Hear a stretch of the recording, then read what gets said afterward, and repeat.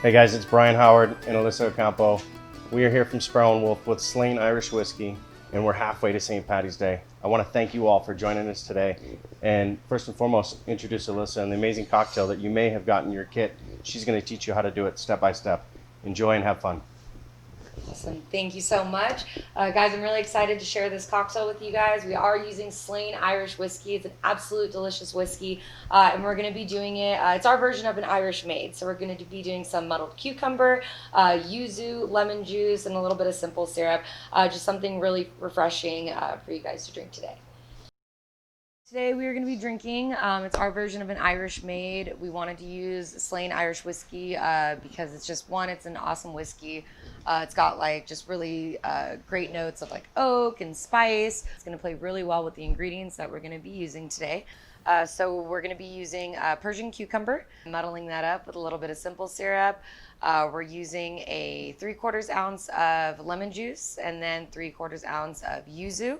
For those of you who don't know what yuzu is, it's a citrus coming out of East Asia. It's kind of like a blend of like a mandarin and a lemon. So it's going to be very citrusy, very acidic, plays really well with the whiskey and the cucumber. And then 1.5 ounces of Slane Irish Whiskey.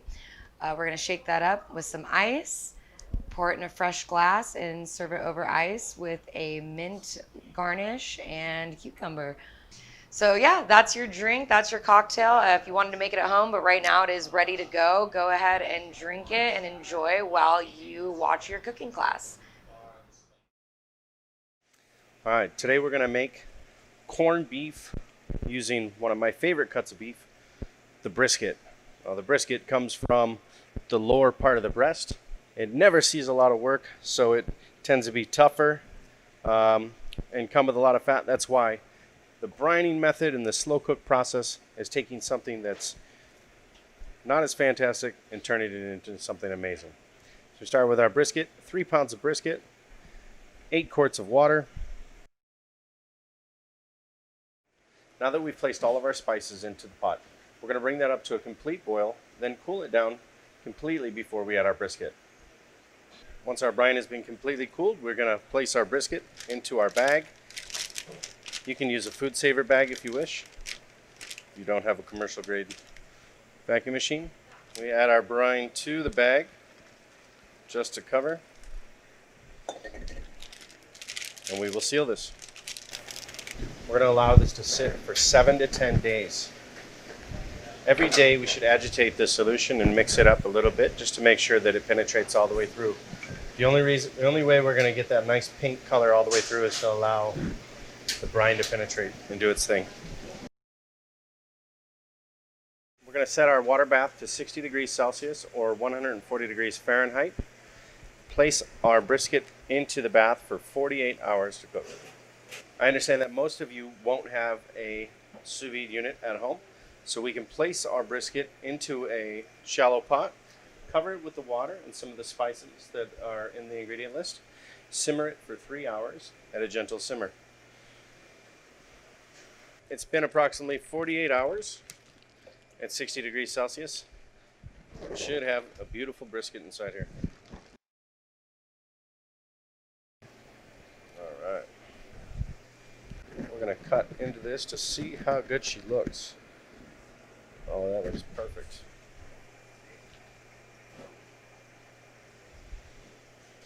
So once we've reached an internal temperature of 140 degrees, we're going to get that nice pink and rosy interior that we look for in a corned beef.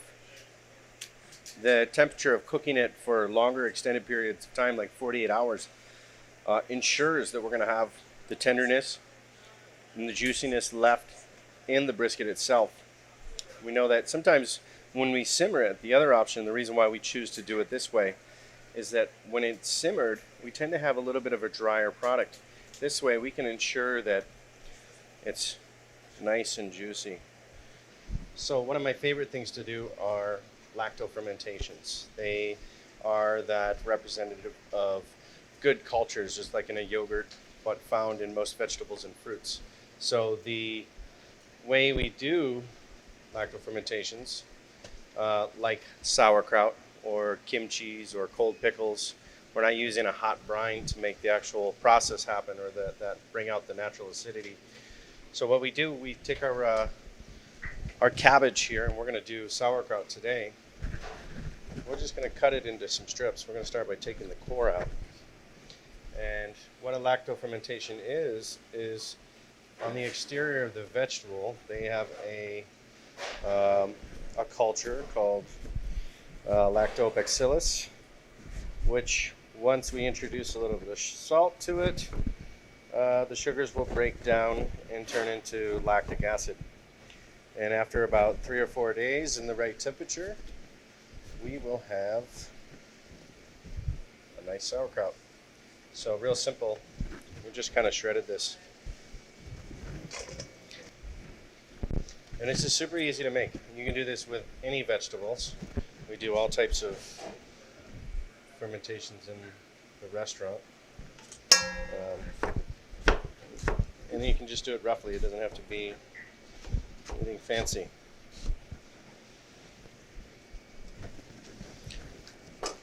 So we take our cabbage, goes into the bowl.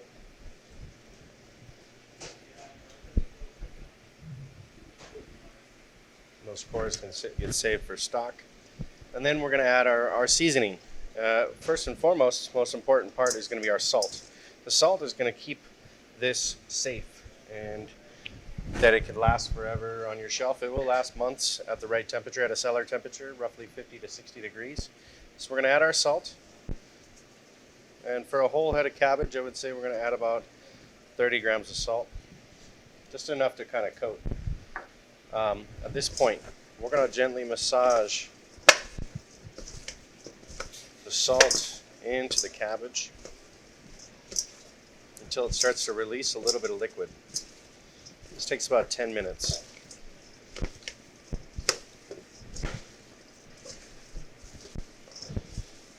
So with a little bit of patience, love, and time, you can have all types of special things in your pantry at home.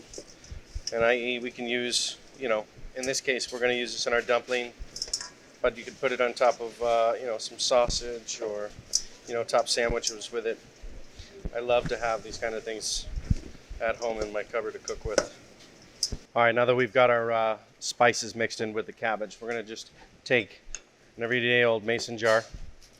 You can buy the fancy fermentation jars on Amazon. They're pretty inexpensive, but if you're like me, you'll tend to have a lot of these jars laying around your house. Old honey jars, pickle jars. I save them for this reason. You probably won't get it in the jar exactly every time, but it's all right. So as you're putting it in, you're just going to press it down. Okay. We want to kind of make sure that all of this is submerged under the liquid that comes out of it for it to properly ferment. So if you do have a fermentation jar, you can go ahead and fill it all the way up to the top, because you probably already know what's going to happen. But as this starts to get active and happy, you're going to start to see a lot of bubbling going on, a lot of activity, and it may come over the top. So in this case, we're going to leave a little bit of room in the top for that action to happen. You can put a weight in here, if you will, just to allow it to stay underneath and submerged. You'll notice sometimes you'll get a little bit of foam or scum or anything like that. It's okay. It's just a little bit of dirt from the vegetables or anything that's been pulled out. You can just skim that off before you eat it, and it's perfectly safe. By chance, you do get a little bit of mold growth on the top, and this is a rarity. But if you do not properly have this submerged in its liquid, there is potential opportunity for mold to grow. It's still safe, especially this mold. It's the same mold that grows on blue cheese and things like that. Unless the flavor and the smell, if it smells moldy, then get rid of it and start over. But most of the time you won't have that issue as long as you do it properly. So again, we packed it in. We left about 1 inch in the jar, 2 inches. And take a little piece of cheesecloth, stretch it over the top, and go ahead and close that tight right on top of there. Be sure to push it down daily. You'll see that it'll start to bubble. after about 3 days, the bubbles will stop, is when you can start to taste it. You can let it go longer, up to you based on the flavor that you're looking for. After 3 days, you should have a pretty good, good product. And again, leave it out at room temperature. We want this to be on the 70-degree room temperature to start the fermentation. And then afterwards, it's shelf stable. We can leave it in a, like I said, at cellar temp or room temp. It'll last for a couple months. All right, guys, we're back. I hope you enjoyed the informative lesson on corned beef and a little bit about fermentation and sauerkraut. Now we're going to get into what's in your box that you have in front of you. I hope you're enjoying the cocktail that Alyssa made. We're looking to have some fun here. Should be easy, painless, and a lot of fun. So we're going to open up our boxes together. I do, however, recommend before we get into our boxes, let's get a pot of water on the stove. Maybe have a mixing bowl readily available, a couple spoons, and maybe a whisk. Not maybe, but let's have a whisk. All right. So we're going to open up our box. Everything's going to be nicely labeled. A little bit of parsley. It's going to go in our sauce pile. A little bit of our stock. Some creme fraiche.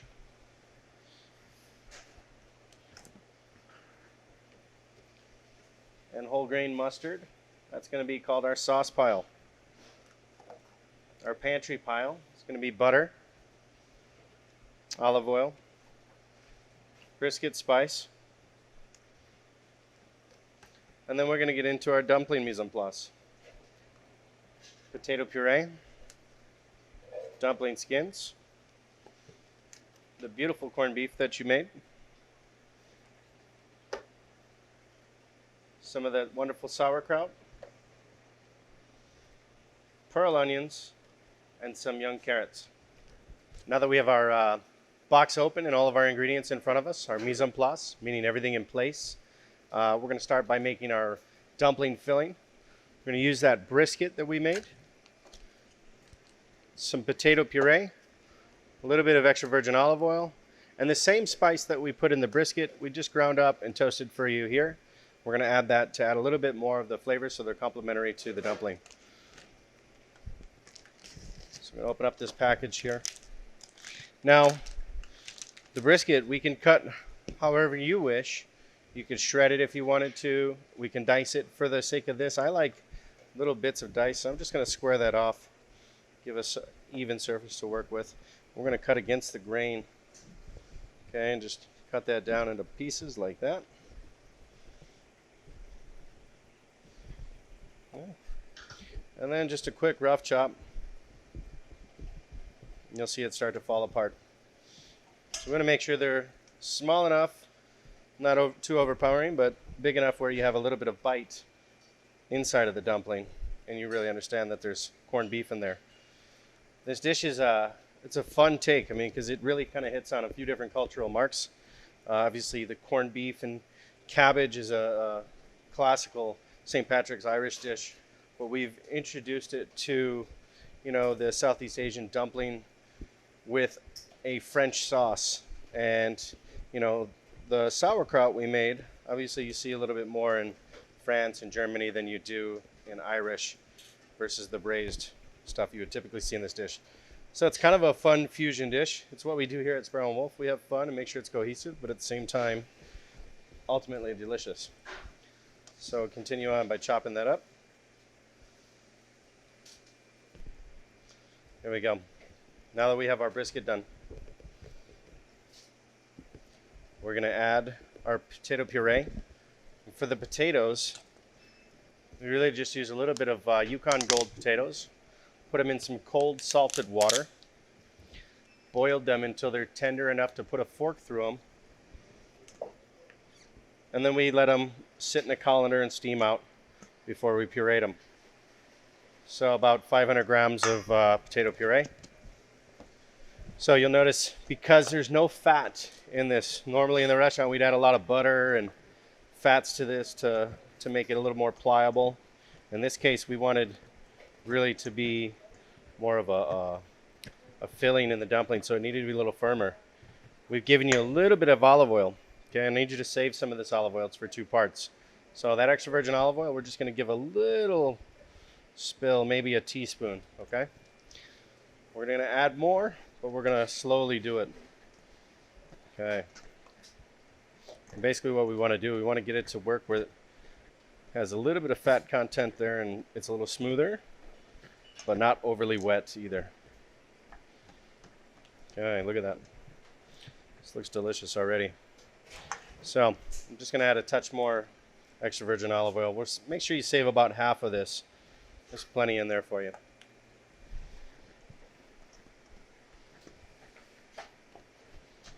Okay. Now that we've got that mixed up, you can start to see it's got a little sheen to it in certain areas from the olive oil. We're going to season it. Okay. It smells wonderful. All right, cumin, a little bit of fennel, a little caraway, a little chili flake, some allspice, salt, cinnamon, lots of yumminess, black peppercorn. Okay, we're just going to go ahead and season that with about a quarter of what you got in there. And again, just working it back into the dough.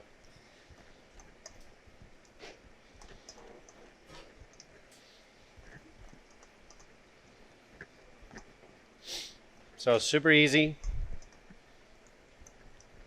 We're going to want to taste this and make sure that it tastes good. And then if we need to add anything else.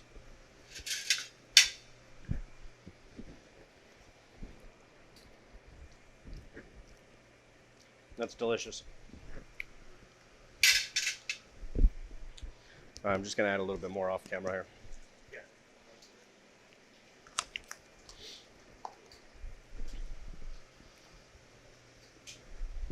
So outside of the spice mix, you should have a little bit of salt and pepper. I figured everybody has a little salt at home.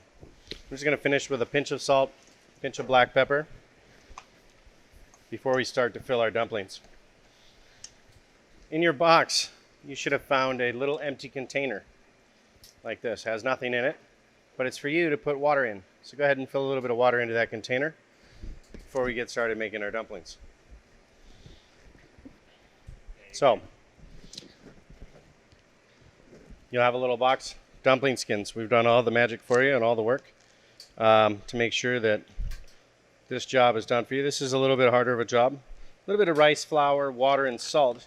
The dough is easy to make, but getting it nice and thin and allows some resting time. We don't want you to have to wait. So, essentially about 500 grams of rice flour, a pinch of salt, and enough water until you start to see it form a dough, and then we work it with our hands and let it rest for about an hour.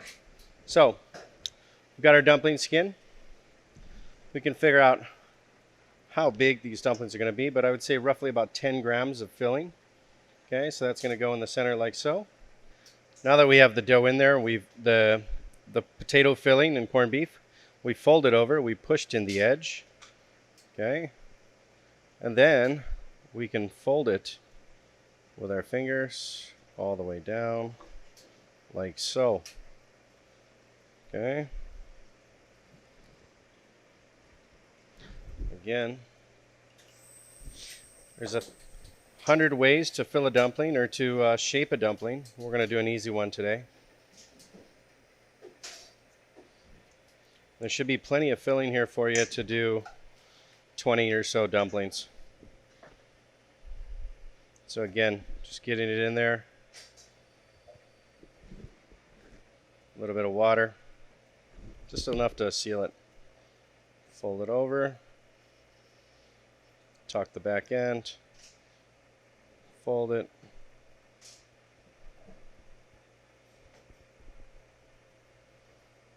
all the way down.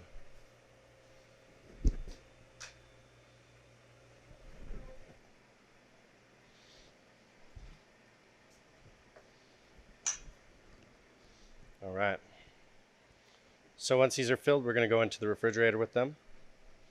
And then we're going to start making our sauce. So again, if you don't want to fold them over, fold them in a little half moon. Works just as nice. Next up, we're going to get into some of our mise en place. So you've got some pearl onions in your box. Okay, so the whole idea, corned beef and cabbage, right? It's usually potatoes, carrots, some onions, some garlic, and cabbage, right? So in this case, we're going to do all the classical ingredients, but just done in our own way. We're going to kind of modify it a little bit to make it a fun appetizer that you can make for your guests at home that I'm sure will impress them if you have the time. So, pearl onions, you're going to do a little bit of knife work. We're just going to cut them in half.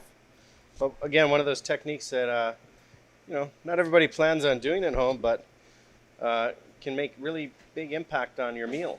What we're going to do, we're just going to caramelize these in a pan nicely. And on top of going well with the dumplings today, they're going to go great on top of a steak at home or into a cold salad of vegetables dressed in some vinaigrette. I mean, you can do many different things with these. And it's so easy. So again, just cutting them in half. All right, it's not rocket science here. We're just having fun. Okay, we're going to cut those in half. We have a saute pan.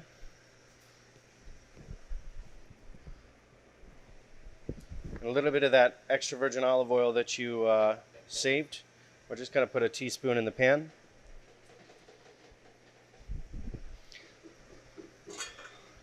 Get that hot. Now we're looking for about medium-high heat. We don't want to burn the onions, but we do, however, want to caramelize them nicely. So we're going to place them on the flat side like this before the pan gets too hot.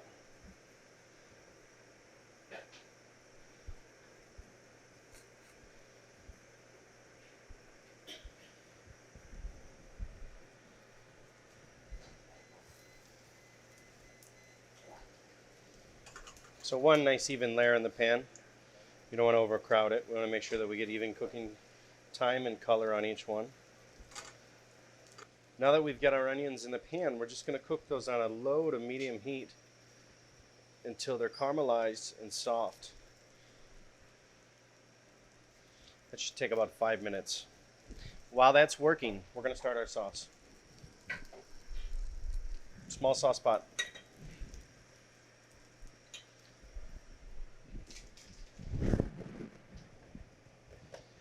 We're going to take that S&W, Sparrow and Wolf stock. Okay, Sparrow and Wolf stock is made from, look at that nice reduction for you. It's made from beef, veal, and pork and chicken. That's cooked down, and we fortified that with the actual brisket cooking liquid that came out of the bag. Cook that down for you. So, just going to turn that on a low heat. So we're going to multitask a little bit. You'll see they're already starting to caramelize a little bit. And just flip them back over. Okay. You want to make sure you have just enough fat in the pan, a little olive oil that it's coating, it's not dry. We don't want the pan to be dry. And we don't want it deep frying either. We don't want them floating in oil where they feel like they're being deep fried. All right, so now you can see all that nice caramelization that we got just by taking our time. It's beautiful. Okay, so we've got our S&W stock in a pot. We've got our caramelized onions here. Our dumplings are in the fridge waiting, and our water is a-boiling. Okay. Next step to completion for our sauce. We're going to take a tablespoon of whole grain mustard. I'm going to whisk that right into there. Okay. Beautiful. We're going to add the creme fraiche, all of it. Okay, if you have a hand blender or something like that, it'll work much nicer to get this sauce together. A little bit of creme fraiche in there. Okay.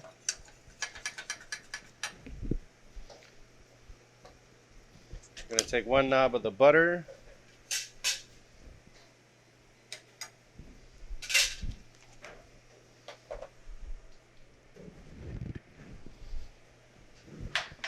A pinch of salt, a pinch of pepper.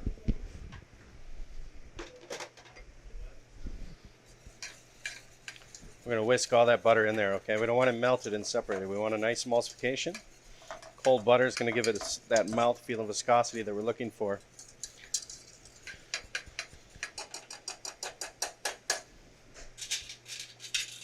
And of course, we're going to taste it. Wow.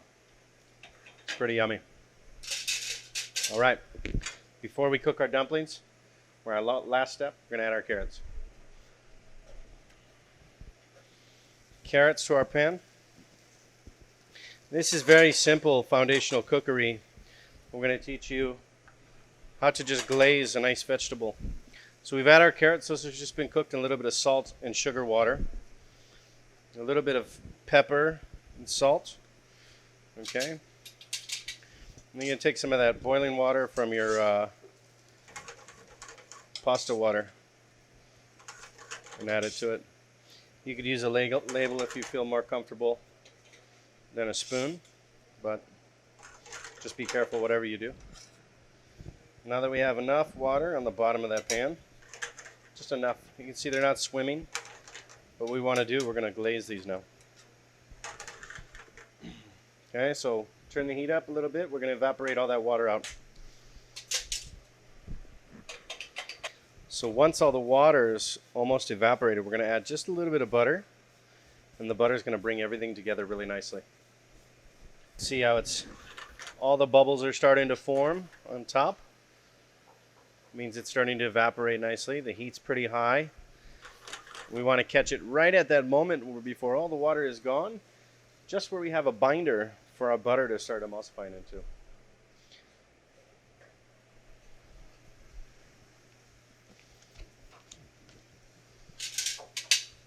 So, 1 knob of butter, and you can look closely here. You can see that there's like barely any liquid.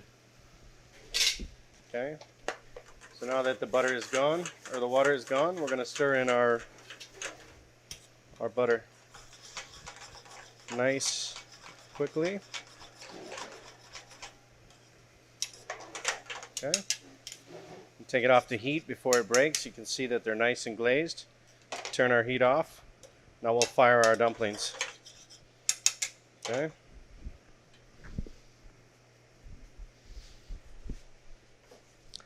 So the dumplings you can do in 2 different ways. We could put them in a steamer if you have that at home, or you can just drop them in some boiling water, however you wish. Today we'll drop them in the boiling water since it's probably what everybody's going to have at home. Just make sure when you drop them in, you don't drop them on top of each other. They have their own place. Okay. I like to use a slotted spoon for this. While those are cooking, it's going to take about 3-4 minutes.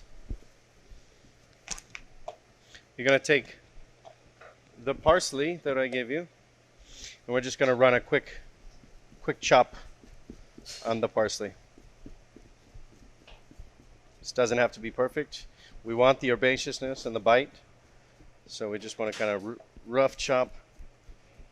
If you feel you want to chop it up a little bit more, you can, to your liking. Okay. So, little pinch of parsley. Come on with me. Pinch of parsley into our vegetables. Okay. Pinch parsley into our sauce. Okay.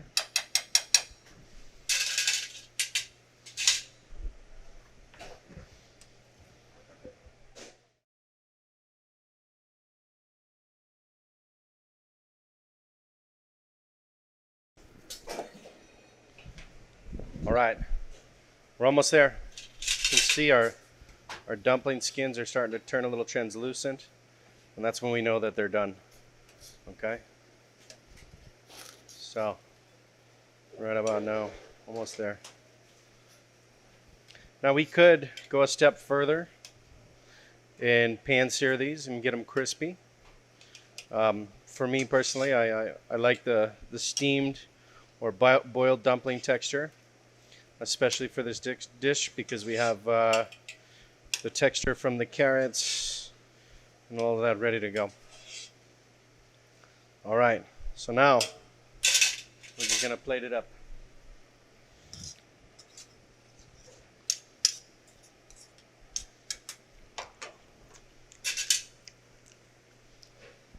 A little salt.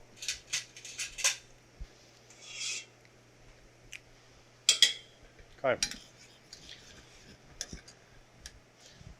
All right, so we're gonna take a little of our sauce, 1 spoon down, 2 spoons down, 3 spoons down, and then we'll give it a little shake.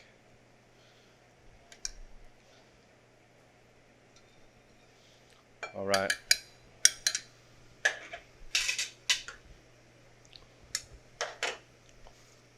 Our dumplings will be next.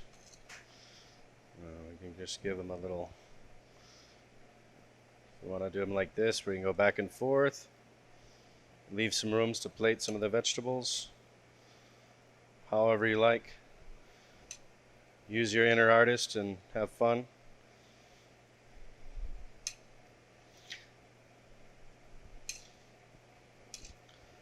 Cooking should be kept simple and fun, right? All right. Dumplings. Now we're going to come back. I like to show off those nice caramelized pieces of onion. We just plate them in little pockets. All right. Just find an opening. Go there.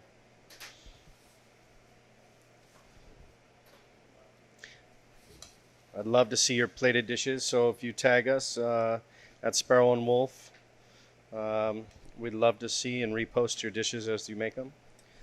And then the dumpling, the carrots, we're just going to kind of go through and have fun with it. Just a little extra texture and sweetness. Okay, boom bang. You know what I mean? All right, and then lastly, and most importantly, the sauerkraut, right? The crunch of the sauerkraut. I'll tell you what, you can even add a little bit of that olive oil that's left over into there. Give it a little mix with your hands.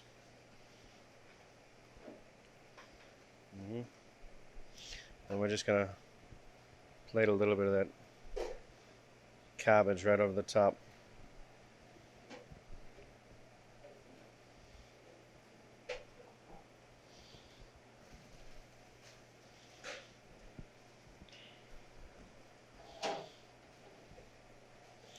So this, to me, it's like, it gives you all the feeling of that rustic, home-cooked corned beef and cabbage, yet inside of a dumpling, it hits the marks.